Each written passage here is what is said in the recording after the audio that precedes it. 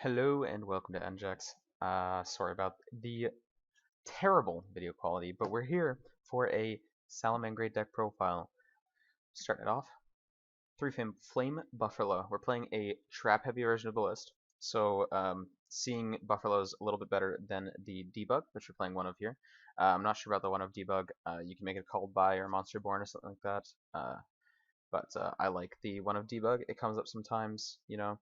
Seeing the 3 Buffalo, it feels great to draw into more trap cards, especially when you open your like 1 or 2 card like opening hands. You don't really do too much on your first turn other than want to get as many interruptions as possible so you can OTK next turn with the Accesscode. So next up we've got the 3 Parallel Exceed. It's free rank 4. It gives you free update jammer. It's a stable 3 of the deck if you're not running at 3. That's a little goofy.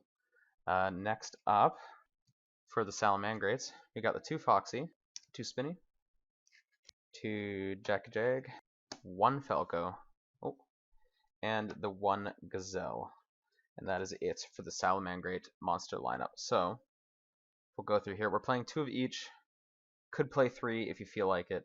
We're playing 2 of each just because we play Desires. It's hard to see. You want to either see like one of these boys and like a Cynet Mining or something like that. Basically 2 Salamangreat, sometimes even 1 Salamangreat will get your board going.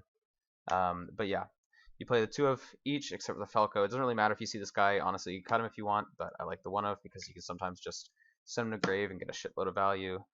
And then obviously best card in the deck. We actually play a pretty light hand trap lineup. We've got the 3 Ash Blossom and 3 Imperm. Those are all of our hand traps, in the main at least. Next up, we've just got some nice 1 of spells. So this is actually any 1 card you want it to be. I'm just running Monster Reborn right now. I could not find my Called By, or else it'd probably be a Called by the Grave, but Monster Reborn and Foolish Burial are all pretty okay. You can run even 2 Wills, just so you can draw the will some more. It's pretty much preference there. The main deck's sort of open to preference in a lot of senses. So Will, this lets you just do crazy soul charge plays, so it's just a really good card, but you send it off of Gazelle to search it. You don't really care. And sometimes you see an opener hand, that's fine. Circle, it's at 1, play it at 1. Sanctuary, don't want to draw it, you want to get off of Balinks, just free search, and you need it in the deck. 3 Cynet Mining, pretty self-explanatory, gets all of your starter plays on. If you don't know, if you're new to the deck, you can activate Cynet Mining and pitch any Salamangreat and search Gazelle, and it lets you summon the Gazelle from your hand when you resolve the Cynet Mining. Really good. Triple Desires, if you're playing 2, it's probably wrong. I like 3. That's about it. It's really good. You feel like it wouldn't be that good in Salamangreat, but you just kind of do all your plays first, and then you Desires and just try to see your traps. Running Triple Strike, and I did want to try that out. So it feels pretty good. I want to give it more of a whirl, definitely in the future. I didn't get to play a ton of test games, but it felt great. Stops hand traps and stops monsters. It's just a good interruption. You've got your 2 of each of these. Sometimes you just want to draw 1. These aren't here. I was playing 1 and 1 before, but these aren't here for Desires. It's just 2 and 2 because you just want to like draw into one of them most of the time, or like drawing into both would be crazy. And then you got your Trap Tricks Rafflesia targets. Some people only play the Gravedigger's Trap Hole. I like the Floodgate. My friend suggested I played Floodgate. I tried around Bottomless. That doesn't feel as good. My friend suggested I tried Floodgate as another target. It feels great. I love Floodgate. And just opening it doesn't even feel bad. It's pretty good. We're going to go off to the extra deck here. Pretty self-explanatory. We are going to go... Let's go through the salads first. Triple Balinks. Triple Sunlight Wolf. Pretty standard stuff. You won't see anything new in this extra deck. Not at all.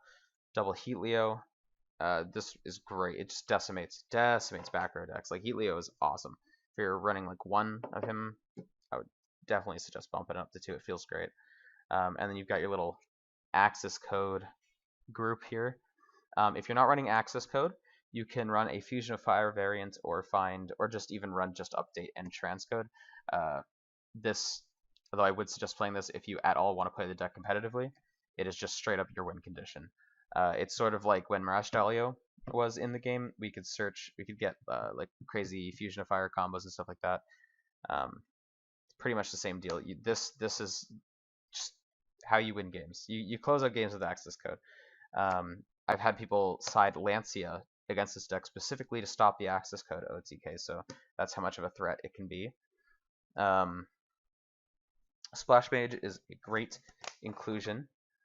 It's sometimes you can't make Update Jammer because Update Jammer specifically lists 2 level 2 or higher Cybers monsters. This is 2 Cybers monsters, so you can make it with just Salamangreat cards, and sometimes you just don't have level monsters. You don't have monster levels on the field. Sometimes you just have Balinks and like some other jank, and you need to make Update Jammer, but you can't. So you just make the Splash Mage, summon back a guy, any guy, and then make the Accesscode. And still gets you to Accesscode. You won't be OTKing that game, but Accesscode can help you break the board. Maybe you start your grind game. If you can get into a grind game, you win a lot of the time. And then your XCs here. So Baguska just totally floodgates some decks out of playing the game. Same with Abyss Dweller, and Traptrix Rafflesia is your anti-Nibiru with the Gravedigger's Trap Hole, and also you can sometimes just, if you make it for just to play around Nib, and you know they didn't end up using it, you've got a live Floodgate and you've got a live Gravediggers to use, so that's pretty solid. And off the side, it's mostly whatever you have for your locals, like side for your locals, side for your regionals, side for the meta. But right now I have triple Nib, just kills like rogue decks and stuff like that that just can't play around it. Triple Lancia for like Eldritch and any other shenanigans that might pop up. Twin Twisters because a lot of back row. Pankratops, Gamma Seal, and Dark Roller. You can just straight up side to go just hard going second in this list, and because of Accesscode, you will just win games. So that's pretty much the Salamangreat list.